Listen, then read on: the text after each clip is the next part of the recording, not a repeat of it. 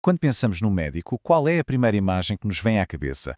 Provavelmente o estetoscópio ao pescoço, certo? É um símbolo universal de conhecimento, de confiança.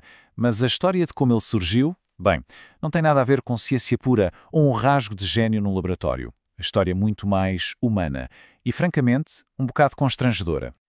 Olha, se pensarmos bem, não há muitos concorrentes à altura, pois não? Este instrumento mudou completamente a forma como os médicos ouvem e entendem o corpo humano. E a parte mais incrível, tudo começou porque um médico francês estava demasiado tímido, demasiado embaraçado para fazer o seu trabalho da forma como se fazia na altura. É isso mesmo. A ferramenta que nos permite ouvir o som da vida, o bater do coração, nasceu do silêncio embaraçoso de um homem que simplesmente não conseguia aproximar-se da sua paciente. É uma história fantástica sobre como a vulnerabilidade às vezes pode ser a mãe das maiores invenções. Vamos então mergulhar nesta história. Vamos viajar no tempo. Imaginem, estamos em Paris, no ano de 1816. O cenário é o Hospital Necker. E o nosso protagonista é o Dr. René Laennec, um médico que era conhecido por ser brilhante, mas também notoriamente reservado e tímido. E é aqui que Laennec se depara com um desafio. Chega-lhe uma paciente, uma jovem, e ele suspeita que ela tem um problema cardíaco. Naquela época, o protocolo era claro. Ele precisava de ouvir os sons do peito dela. O problema é que, no início do século XIX, as maneiras de fazer isso eram, digamos, complicadas. E aqui está o dilema dele, preto no branco.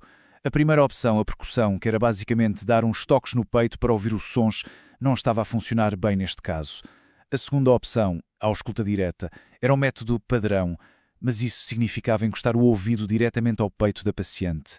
Para um homem tímido como Laennec e para a própria jovem, aquela intimidade era simplesmente demasiado constrangedora. Era um beco sem saída. Mas afinal, quem era este homem? Para percebermos este momento de gênio, é preciso recuar um pouco e ver o que o trouxe até aqui. A vida dele preparou-o de formas que ele nem imaginava para este exato desafio.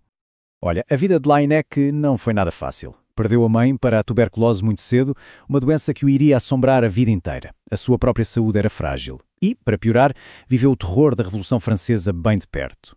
Mas no meio disto tudo, ele tinha um passatempo curioso: esculpir flautas.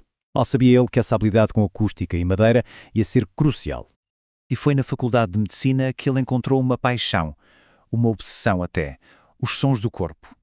A técnica da percussão, que tinha sido inspirada nos donos das tabernas que batiam nos barris para ver quanto vinho tinham, fascinava-o. Laennec percebeu que o corpo humano também podia ser lido através dos seus sons. E aqui é que está o ponto-chave da questão. Laennec era incrivelmente metódico. Ele passava horas a ouvir os sons dos seus pacientes e, quando eles infelizmente faleciam, ele correlacionava rigorosamente esses sons com o que encontrava nas autópsias. Ele estava literalmente a criar um dicionário sonoro das doenças. E pronto, com tudo isto, voltamos àquele quarto de hospital em 1816. Temos um médico que é um especialista em acústica, que já mapeou os sons das doenças e que naquele momento está desesperado para evitar uma situação socialmente delicada. O palco estava montado para algo acontecer. E de repente, a epifania. Aquele momento ahá. Nas suas próprias palavras, ele lembrou-se de um princípio básico da física, algo que talvez tenha visto em crianças a brincar ou se tenha lembrado do seu trabalho com as flautas. O som viaja de forma amplificada através de objetos sólidos. Uma ideia tão simples que estava prestes a mudar a medicina para sempre. O que ele fez a seguir foi de uma simplicidade, genial. Pegou num caderno, enrolou num tubo bem apertado, colocou uma ponta no peito da paciente e a outra no seu próprio ouvido. E o resultado foi mágico. Pela primeira vez na vida, ele ouviu os batimentos cardíacos com uma clareza, uma distinção que ele nunca tinha imaginado ser possível. Claro que o tubo do papel era só o começo. Usando aquela sua perícia de artesão, a mesma que usava para fazer flautas, Laennec criou uma versão em madeira, muito mais duradoura e eficaz.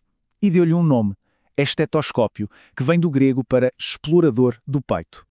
Agora, com uma invenção tão revolucionária, seria de esperar que toda a gente a abraçasse imediatamente, certo? Pois a realidade foi bem diferente. A comunidade médica daquela altura era profundamente conservadora. Não foi de um dia para o outro. Laennec passou os 3 anos seguintes a aperfeiçoar a sua técnica, a ouvir e a documentar meticulosamente todos os sons do coração e dos pulmões. Em 1819, ele publicou a sua grande obra, onde não só apresentava uma ferramenta, mas um método de diagnóstico completamente novo. Mesmo assim, a resistência foi enorme. Muitos dos médicos mais velhos e estabelecidos viam aquilo como um truque desnecessário, uma muleta que se metia entre o médico e o paciente. Esta citação, que é de quase 70 anos depois da invenção, mostra bem o quão fundo ia essa desconfiança. Mas, apesar de toda essa relutância inicial, a invenção de Laennec estava destinada a mudar o mundo da medicina. Infelizmente, o seu criador não iria viver o suficiente para ver o verdadeiro alcance do seu legado. E aqui a história dá uma volta trágica, quase irónica. Laennec morreu de tuberculose, a mesma doença que levou a sua mãe e que ele dedicou a vida inteira a compreender. Diz a história que foi o seu próprio sobrinho a diagnosticá-lo usando um estetoscópio, o mesmo que Laennec lhe tinha deixado em testamento. E a partir daquele primeiro tubo de madeira, a coisa não parou de evoluir. Em 1851, criaram o design binaural para os dois ouvidos, que o tornou muito mais prático. Depois vieram os tubos de borracha flexíveis. E já no século XX, chegou o design moderno que todos conhecemos hoje, otimizado para ouvir diferentes tipos de sons. Pensem nisto. Mais de 200 anos. É um legado impressionante para uma invenção que não nasceu da arrogância de um gênio, mas sim da humildade e do desconforto de um momento. Uma ferramenta que literalmente abriu uma janela para o interior do corpo humano. E isto deixa-nos a pensar, não é? A história de Laennec é um lembrete poderoso de que a inovação pode surgir das fontes mais inesperadas. Nem sempre da confiança e da certeza, mas muitas vezes da necessidade, da vulnerabilidade e, quem diria, até da timidez. Fica a pergunta no ar. Que outros avanços extraordinários poderão estar escondidos atrás de um simples momento de constrangimento?